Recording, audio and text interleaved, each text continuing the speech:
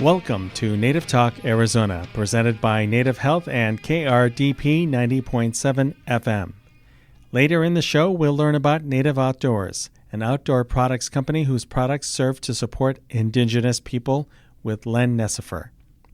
And we'll chat with Kevin Poleyumptewa, photographer and owner of MoonLit Dreams Photography.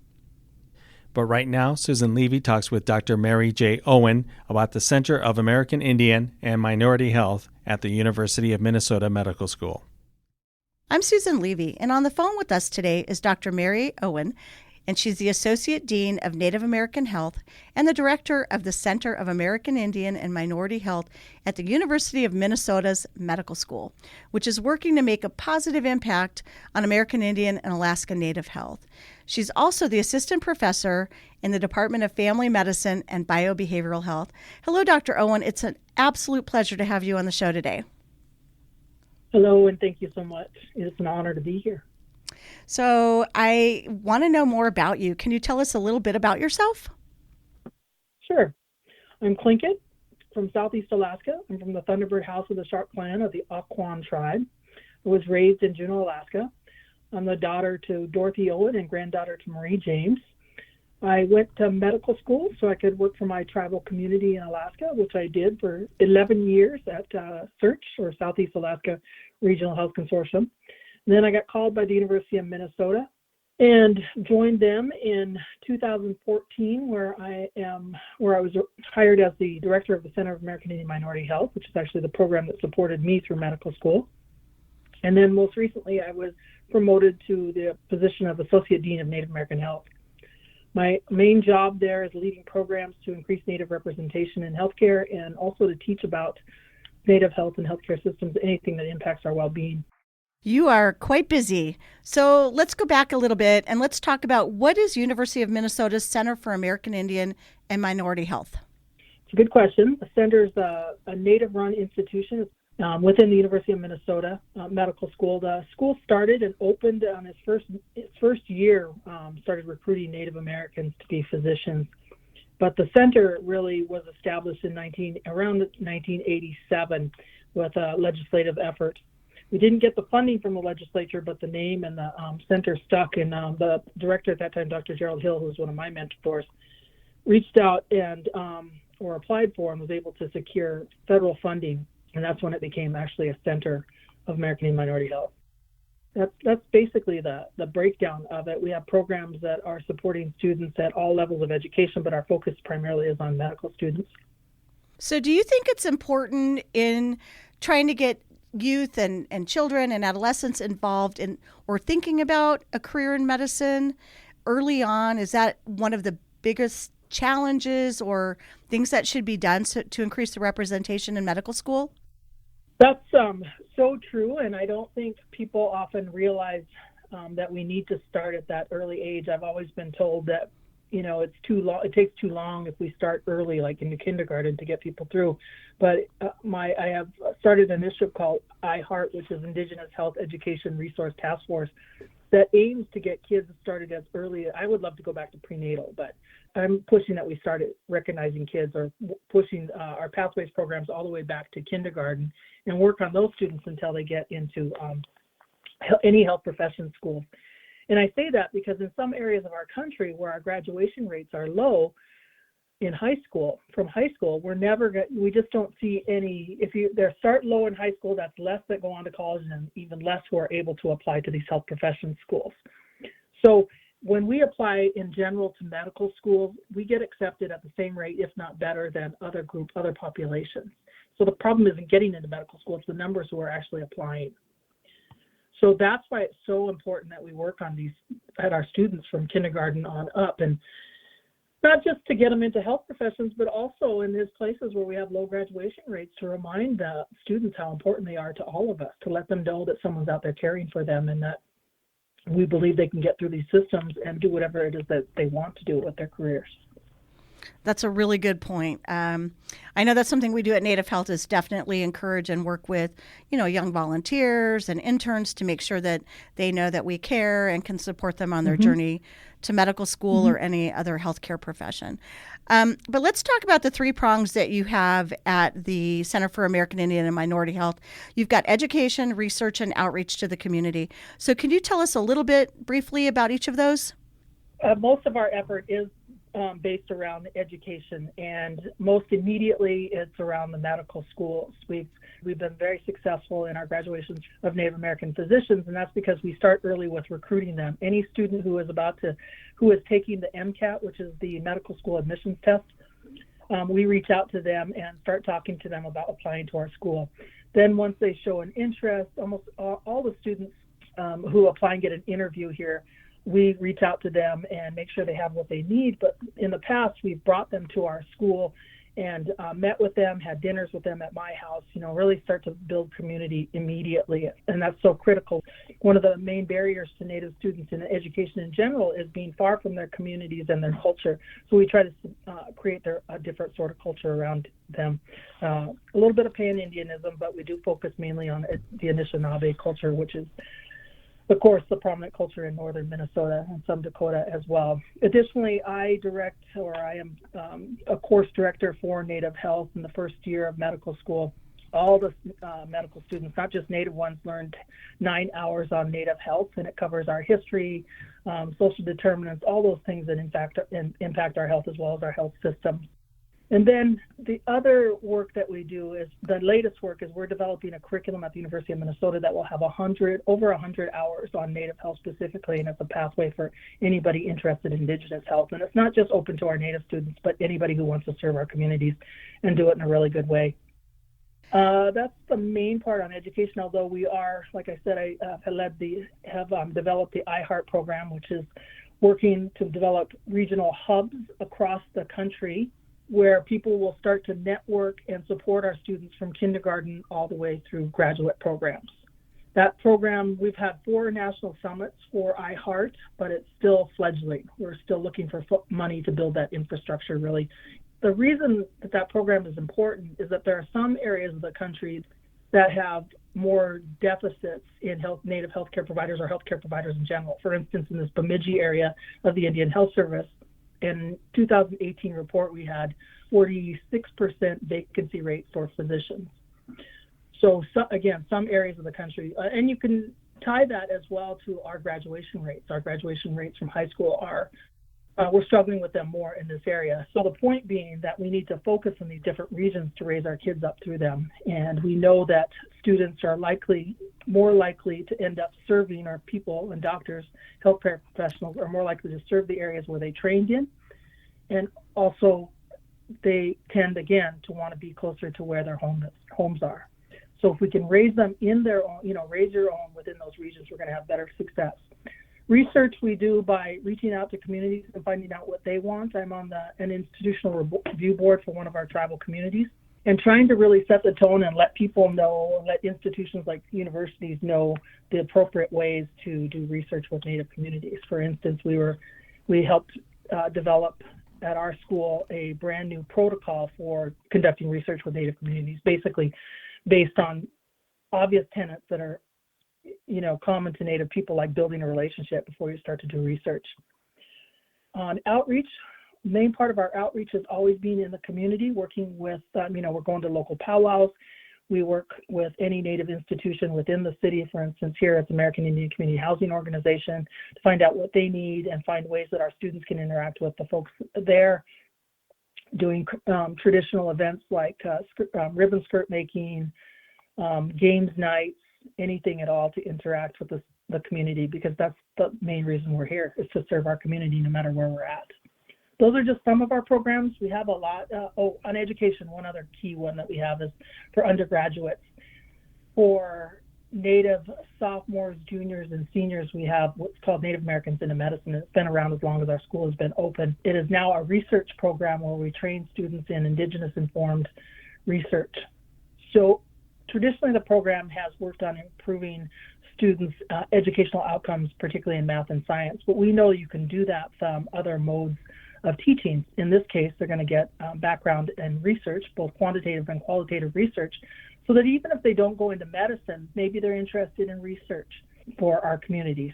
Maybe they're interested in nursing, which we also introduce them to. We introduce them to lots of different opportunities through this program.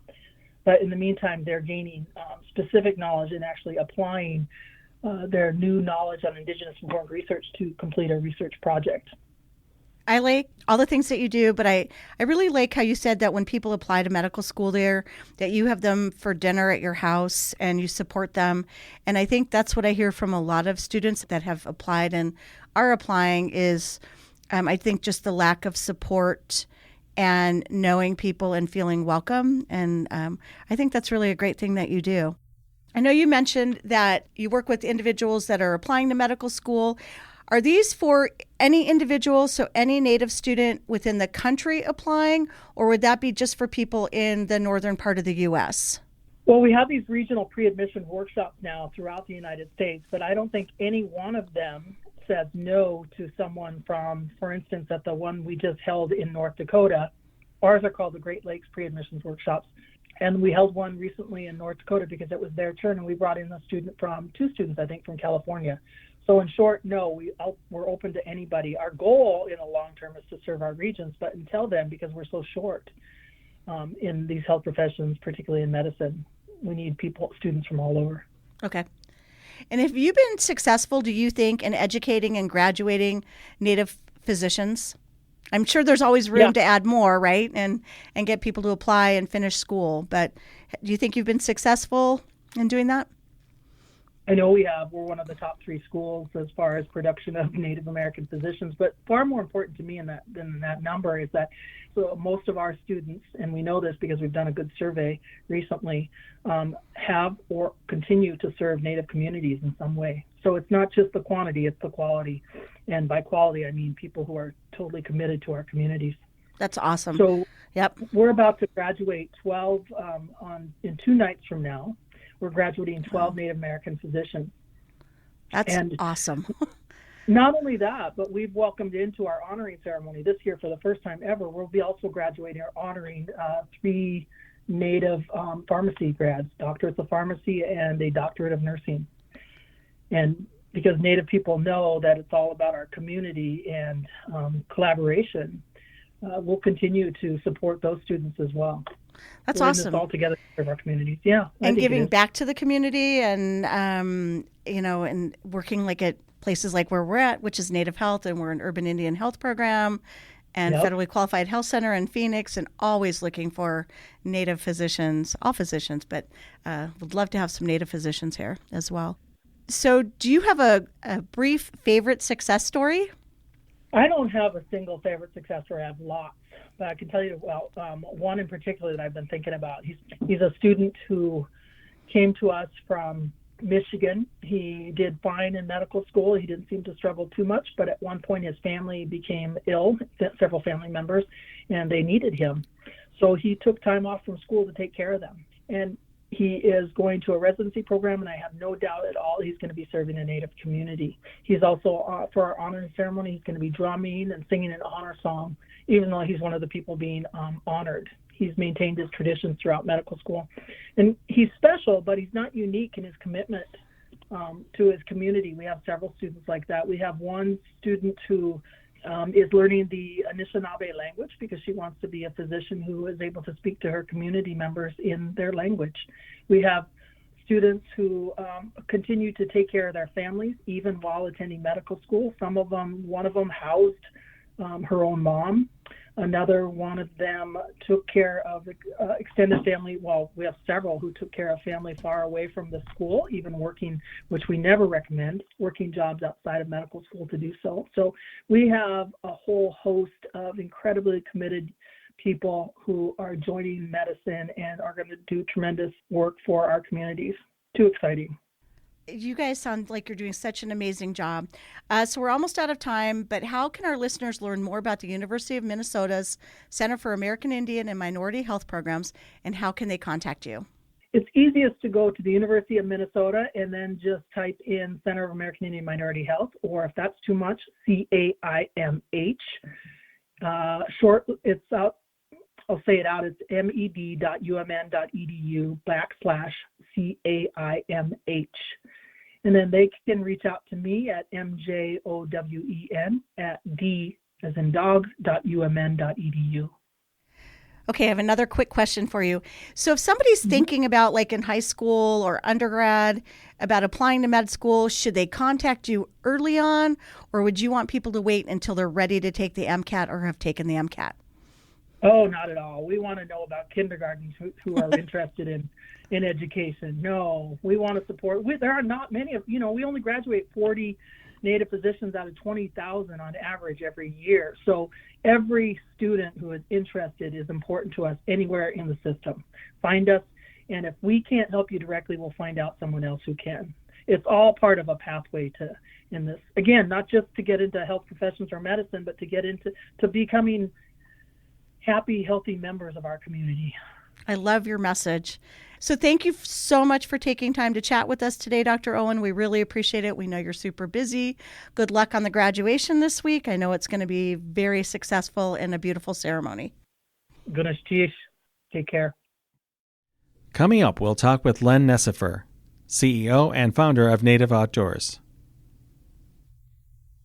Support for KRDP 90.7 FM comes in part from Native Health, with 2 locations in Phoenix, 4041 North Central Avenue, Building C, near the corner of Central Avenue and Indian School Road, and at 2423 West Dunlap Avenue.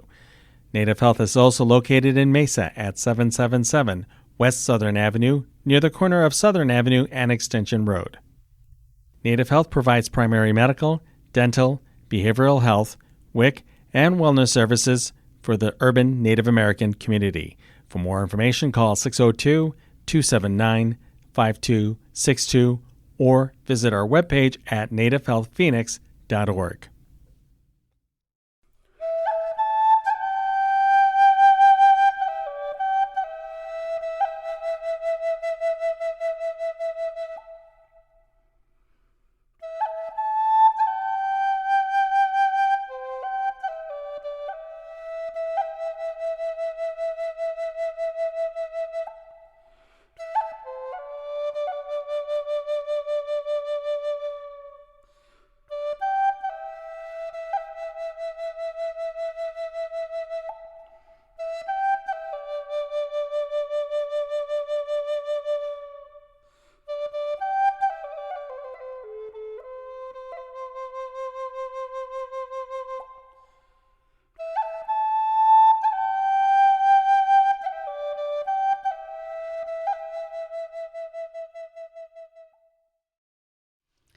Welcome back to Native Talk Arizona, presented by Native Health and KRDP 90.7 FM.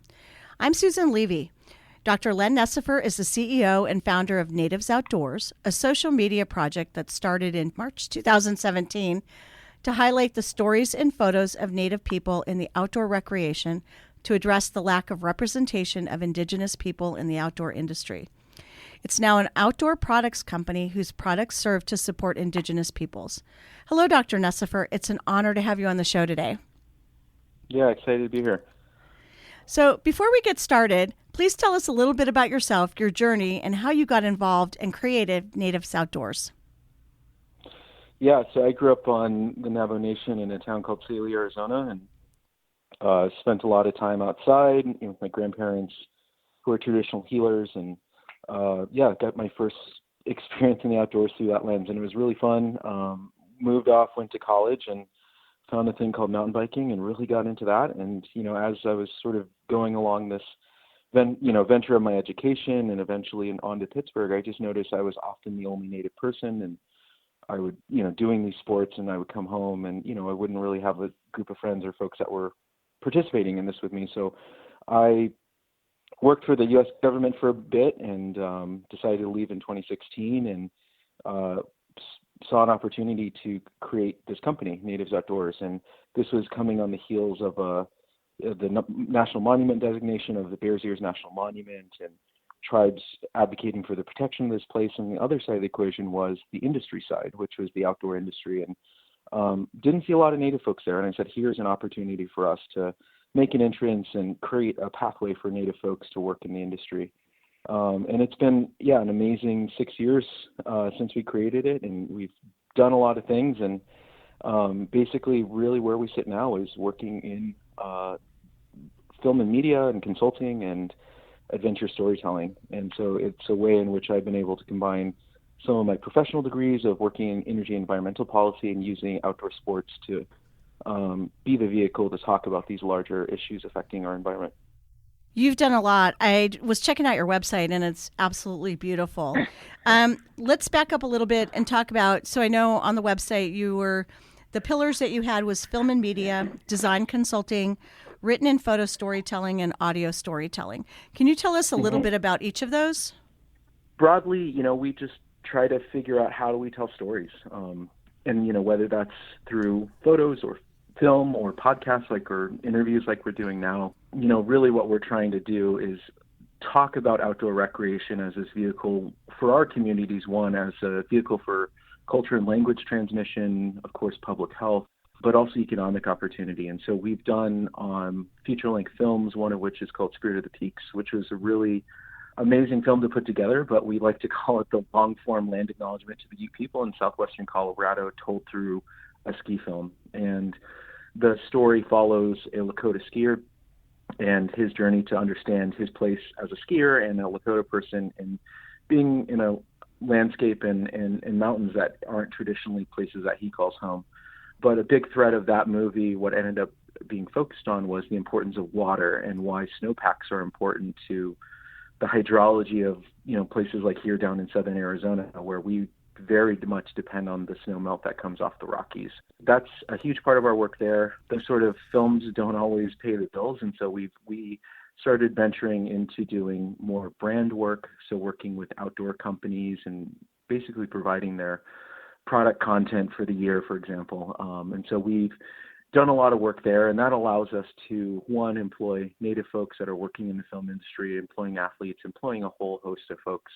And sort of related to that, of course, is our work with written storytelling. We've had stuff in National Geographic and a bunch of mountaineering and climbing magazines to basically use climbing, skiing, these sorts of ways of movement in the outdoors to tell these bigger stories about Indigenous people's connection to these places, of course, our changing climate.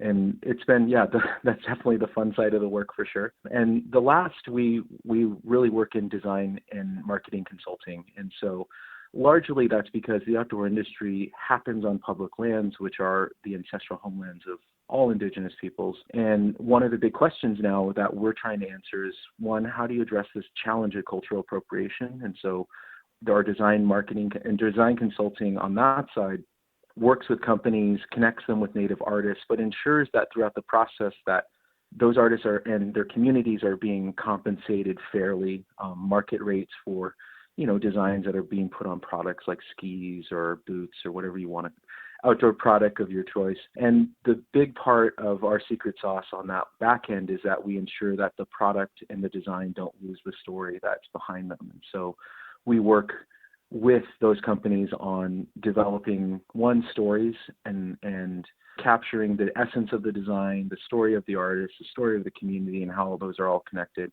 And really what that allows us to do is to sell a higher premium product because people really like their products that have a deep and meaningful story. And so we've been really working on that end. And then on the marketing side, we work with a lot of companies on how to work with Native peoples of tribes around things like, of course, product and marketing, but also things like conservation and other corporate social sustainability goals that they may have. So you had mentioned that at the beginning, I'm going to backtrack a little bit, that you had talked about really getting, when you were growing up with the Navajo Nation, and that you were really interested in mountain biking, right? Yep, that was definitely my entry point for sure. And I take that's still your passion? Well, No. I do. I can't sit still, and I like learning new things. So I'm an avid skier, mountain biker, climber, rafter, backpacker, kind of all the whole set. So it's grown quite a bit since then. Do you have a favorite project that you've done so far? Ooh, that's a tough one.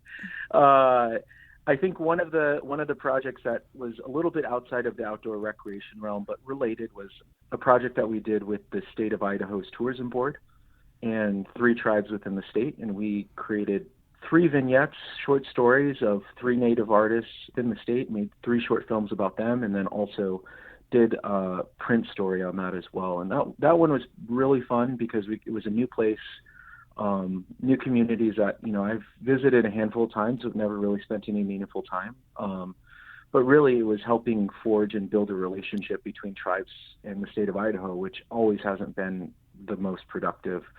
And so we were able to create this amazing set of stories out of it that we're really proud of.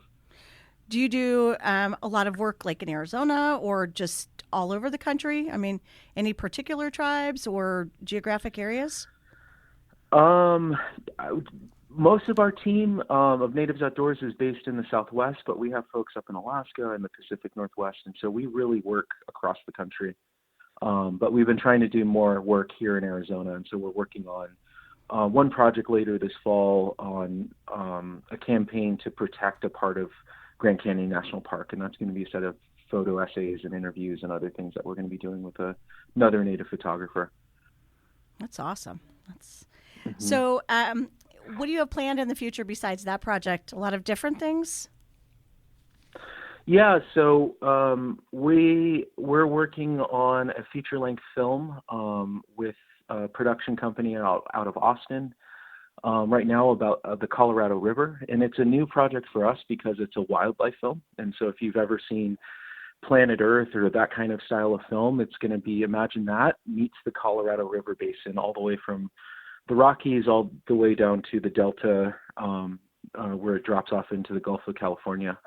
And that's, a lot of wildlife trapping and those other things. But one of the things that we're working with this production company on is ensuring that the stories and histories of Native peoples aren't lost in that mix. Because if you've ever seen a wildlife film, it's very rare that you'll ever hear any meaningful mention of Native peoples, much less talking about us in the present. And so we're producing a couple sections of that film, including one in the Bears Ears in southeastern Utah, and a little bit in the Grand Canyon as well. And so that's been, a huge project and one that we're really excited about. The second project that we're working with is a ski resort in Colorado called Winter Park. We were tasked with helping build and design and construct a art installation that's going to go on mountain. And that particular art installation, we're really trying to drive home for the folks that view it that Native peoples are still here, and the water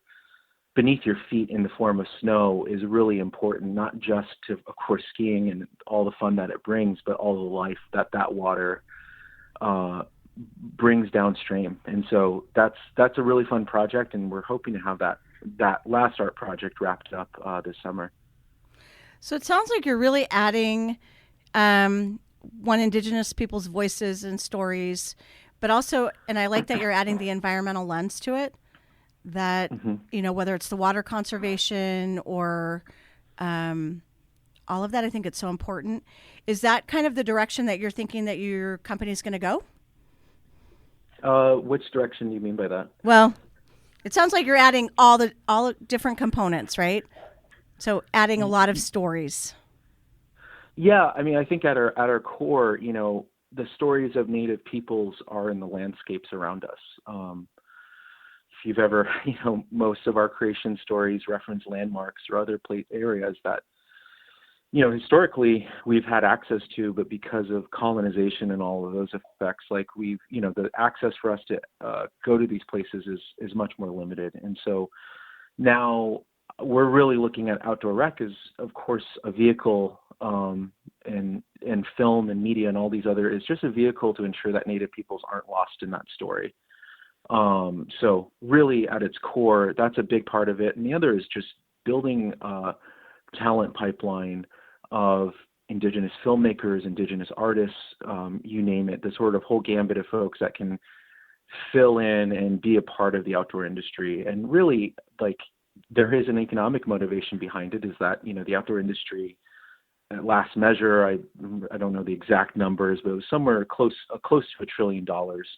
in consumer spending. And I kept thinking and seeing that number, why aren't there more Native folks a part of this industry? Why aren't there more Native folks who are employed doing this? Because it provides an opportunity both for local employment, but also an employment that allows people to connect with landscapes and to lead healthy lives. Part of your work is focused on environmental issues through adventure storytelling. So do you have any additional projects that you could tell us about? And what's been the outcome of the storytelling work? Yeah, so I've been working a lot around issues with climate change and the impacts of mining. Last year, I got to spend a couple weeks in the Arctic National Wildlife Refuge, pack rafting from the Brooks Range, which is this massive mountain range in northern Alaska, and through the Arctic Plain to the Arctic Ocean. And that was really capturing the importance of this place and the impacts that future oil and gas development could have on this area. And I'm continuing to work on that. I'm not exactly sure if that's going to be a written story or a film, but that's one that's, is I think one that's near and dear to my heart. It's just an incredible part of the world, incredible histories of Native peoples that have lived there since time immemorial, and just this really complicated challenge that we're facing in terms of, one, the rapidly changing climate in the Arctic. It's warming 2 to 3 times faster than the rest of the world, and of course this incredible insatiable need for energy that's happening globally. And that's a story that I'm working on. And then another little project that I'm working on is about a trip I took down to the Bolivian Amazon. And the Amazon is really one of the most important ecosystems globally. It provides an incredible amount of the oxygen we breathe, the biodiversity that we have. But one of the things that is happening down there is that there's a lot of mining for gold. And I, along with a few other indigenous folks from the U.S., went and connected with a number of the indigenous peoples that live in the Amazon there along the rivers. And we floated a river there called the Tuichi River, which is in this park called Madidi National Park. But why it was particularly salient to this mining issue was because of the gold mining that's happening upstream is releasing an incredible amount of mercury into the waterways, which is polluting, the food and the water for downstream communities. But the complicated part of that equation is that it's indigenous people that are doing the mining as well. And I think that's a story that we're digging into a little bit more. And we have a couple others in the hopper, but those are ones that I'm actively working on putting together a written piece for right now. And your last question, your other question was about some of the impacts. So, one of the things that has been, I think was pretty, I would say a marker in terms of how I'm using my professional training and my doctorate is, I'm trained as an academic. I'm trained to write journal articles, and I've published a number and they're great. But, one of the things that I quickly noticed about journal articles in the academy is that they're very inaccessible to the broader public and more specifically our communities.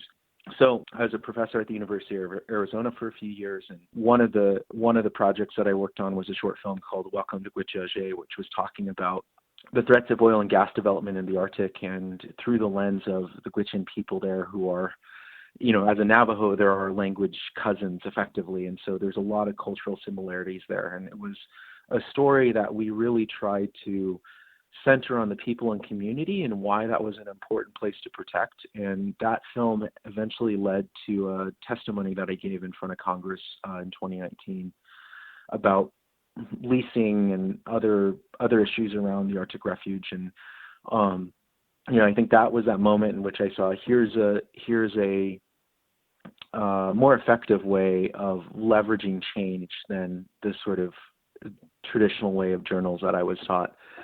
So, that's been a huge impact. And I think the other is just looking at our work more broadly.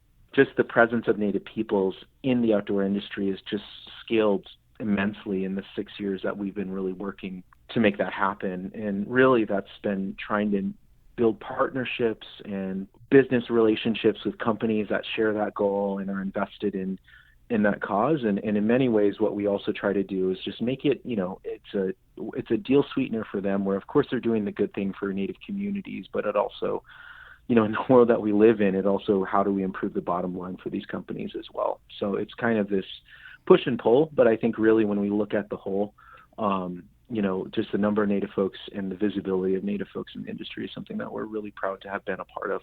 Wow, I'm impressed. You've traveled extensively. You're doing some great things for the world and the indigenous community and bringing visibility. Super impressed with everything you're doing. I know we're almost out of time.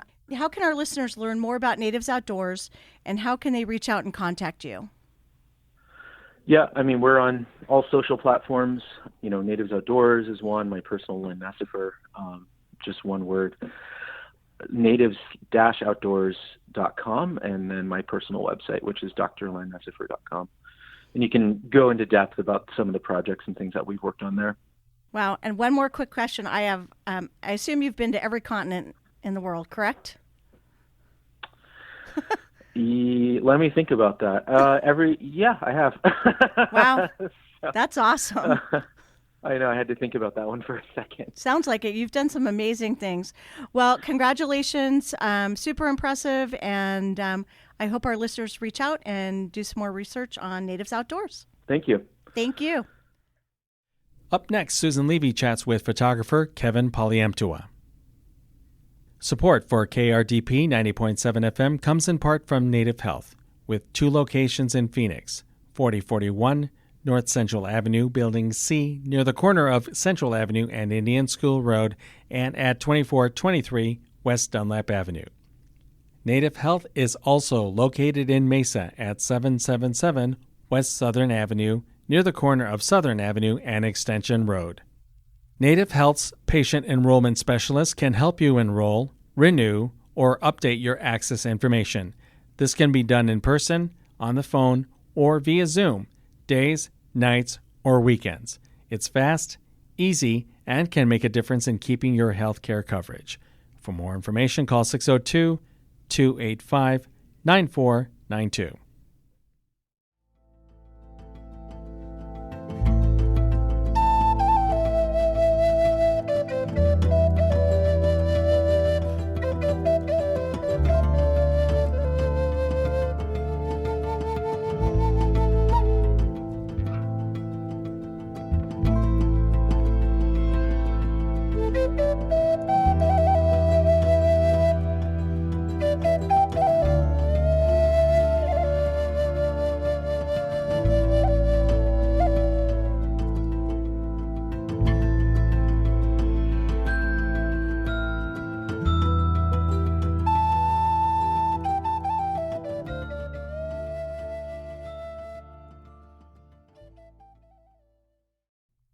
Welcome back to Native Talk Arizona, presented by Native Health and KRDP 90.7 FM.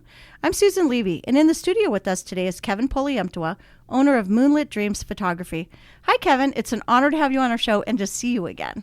Thanks for having me. It's great to see you again, too. Yeah, it's been too long. A long time. Yeah, since pre-COVID. So before we get started, please tell us about yourself, your Indigenous background, and your journey. Well, again, my name is Kevin Poleyumptewa. I am son for Hit clan from the village of Sapalavi in Second Mesa, Arizona. And I grew up on the reservation. I moved away, I believe, when I was about 16. I moved to Flagstaff. So I grew up out there and basic reservation childhood, growing up, going to the field, participating in ceremonies, doing stuff that we probably shouldn't be doing and getting in trouble, all that good stuff, walking around with ashy knees and elbows and all that. But yeah, it was great. I really didn't, learn to appreciate it then until I got older. I moved away from the reservation at 16. I moved to Flagstaff and finished up high school there. I went to NAU for a little bit. I waited tables. I did masonry work in the construction field for several years as well. So I've done quite a bit there. And after that, I moved to California in 98, spent a few years there, and moved here to Phoenix in 2006 and have been cooking here since then. You've done a lot. Yeah. I've been around. It's been quite a journey, and have actually had a really nice career. Done a lot of things that I never imagined that I would have done. Growing up on the reservation as a young boy, I never would have imagined doing some of the things that I've done. So I'm definitely very grateful for all the experiences and all the people that I've met along the way, you included. I've always loved talking to you over the years. So I know you've got a fairly new business. I think it's fairly new. Maybe it's not, pre-COVID, right? Yes. MoonLit Dreams Photography. So what is that? So MoonLit Dreams Photography is a photography and photo booth business. So I have been in the field of photography for probably about 20 years now, and really have done it recreationally as a hobby, and got paid for it every now and then started getting more paid gigs when we moved here to Arizona. And from that, I invested in a photo booth. And that was about 2018, I invested in that and started the actual company, MoonLit Dreams Photography. So I changed them both into an actual business. That's awesome. Let's go back to the photography. So what kind of photography is it? Well, I do all kinds of photography. I primarily, right now, I do a lot of family photos and senior pictures. Typically, we'll start those in the fall as well, and then again in the spring. I do everything. I do event photography. I do whatever. I don't really do a lot of newborns. I really feel that my mind isn't creative enough to put up those little scenes, but everything else I'll do. Yeah. Okay, except for little babies. Yes. So a lot of portraiture. Yeah. That's your big thing. Yes. Okay. So family portraits and then do people have to book way out in advance for like Christmas or things like that? They do. Typically with the photography, it's not so bad. I usually shoot in the afternoon, so I can be available weekdays as well, especially during the early fall, springtime, when the sun's up a little bit longer. So we have that really nice lighting in the evening. We can do early morning shoots as well. But so with photography, it's not so much having to book as so far in advance. Weddings and things like that, I definitely do encourage to book ahead of time. So those will book out a year in advance sometimes. I would think those would be a lot of stress. Yeah, they are. I can't make a mistake on those, right? Yeah, honestly, it is a lot of stress, and I don't push for wedding photography, but if somebody asks me, they want me to do it, I'll do it. Yeah, it is very stressful. You get one shot and you miss it, and it's done and gone. So okay, I think portraits sound better. Yeah. Not wedding stuff. Do you take people like locally, or do you go out into the desert and shoot the photos, or do you do like the Science Center or Papago Park? What do you like? All of those. So it really depends on the family or the senior that I'm shooting, the person that I'm shooting, what type of scene that they would prefer. Some of them want grass. They want trees. Maybe they want the desert landscape. Maybe they want a cityscape background. So depending on what they want, we'll go to different areas. I shoot a lot in downtown Phoenix. And a lot up in South Mountain Park area for the desert, and Riparian Preserve over in Gilbert for the trees and lakes. And I've heard that's like amazing. I haven't been there yet. Yeah, it's a really nice place. So there's a lot of different places that we can shoot. It just depends on the person and what they want. Okay, so then let's bounce a second and let's talk about the photo booth business. So what does that entail? So the photo booth is actually a pretty neat piece of equipment. It's fairly new, and it is something that I think a lot of people still haven't been able to experience or see. So the photo booth itself is a 5-foot tall mirror. It's 3 foot wide, and it works like a giant phone. So what happens is the guests will walk up to the booth, they touch the screen, and the screen starts the process of taking the picture. So it gives them a countdown. It tells them where to look on the mirror for the camera is, and then it'll take the picture. It gives them compliments.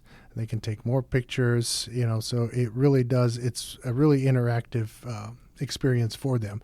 And from the booth, they can also text a digital image to their phone directly from the machine. So they just type their phone number in, it sends the photo to their phone, and then they also get the hard copy as well. They get to choose how many prints they would like printed out right there on site.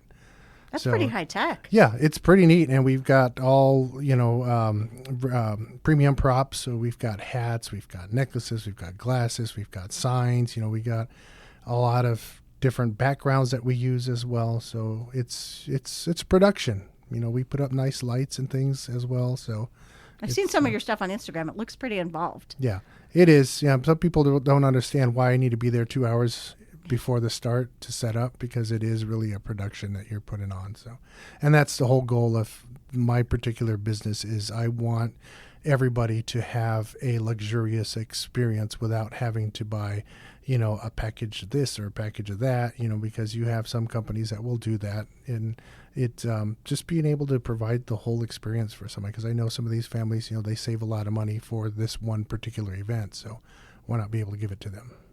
So the events that you do, are they a lot of corporate or parties? I know isn't this a big trend for parties now? Like wedding showers or weddings to do photo booths? Yes. Yeah, we do it all also. We do weddings. We have private parties. We've got parties that are held at hotels. We've even done a conference or two. It's a great marketing tool for any sort of business, because templates that come out of the photo booth can be branded with the company's information on them. So once the picture has been taken, those participants or those guests will text that to their phone. Most likely they're going to be putting that up on Instagram or Facebook. And so now your little event there has just gone much further beyond where it is. So, and that logo's gone everywhere. Yes. Which is good marketing. Yeah. So we do all kinds of events. It really doesn't matter. There's really nothing we can do. Unless it's in the middle of summer outside, then yeah, we have to draw the line on that. And so have you had a favorite event? You probably can't say what it was or where it was, but anything exciting that's ever happened at one of these? Well, there's always something exciting that happens at these things. There's really no favorite, I think. I think probably I would have to say the weddings are primarily the best ones, because everybody is really having that opportunity to come together.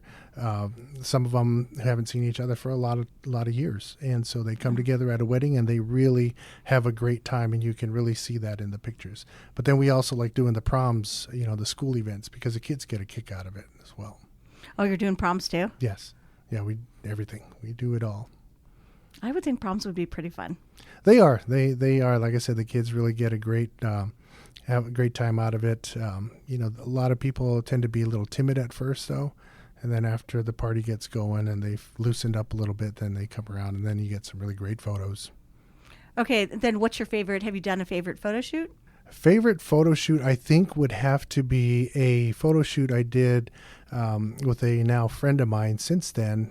He owns a tattoo shop here locally, but he and his dad built a motorcycle that they were actually building it for his mom, and his mom ended up passing away, and so they made it a commemorative motorcycle. And so when they were done, he wanted to have a photo shoot done of it. So we did that here in downtown Phoenix, a couple areas where there was a lot of graffiti, and he brought also along with him a member of his lowrider club who had a lowrider vehicle as well. So we did both of those together, and it was a really nice shoot, and just listening to him talk, about his mom, about the process and things like that. So that, I think, was probably the most memorable shoot for me. What a great gift. Yeah, it was. I mean, it was a beautiful bike, and it just sat perfectly with the murals that we shot up against. And he actually just showed it again at the Arizona Lowrider Show this weekend. Okay, so in terms of what your businesses serve, so both the photography and the photo booth, is it all of Maricopa County, Arizona? Do you go up north?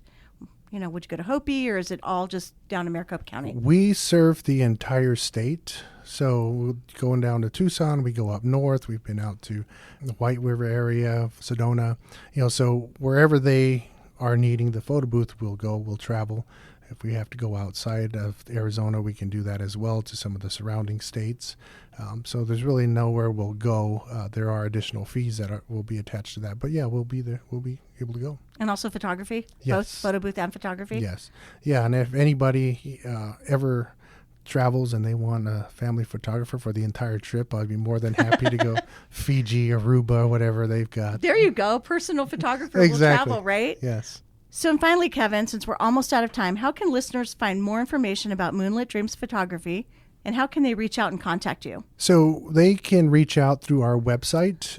We've got photo examples up there. We've got the portfolio posted. We've got also stuff on the photo booth as well. And that website is moonlitdreamsphotography.com. And they can also follow us on Facebook at MoonLit Dreams Photography and on Instagram at MoonLit Dreams Photo. Well, thanks for coming on and chatting with us today. And I'm super excited to go back and look at some of those photos.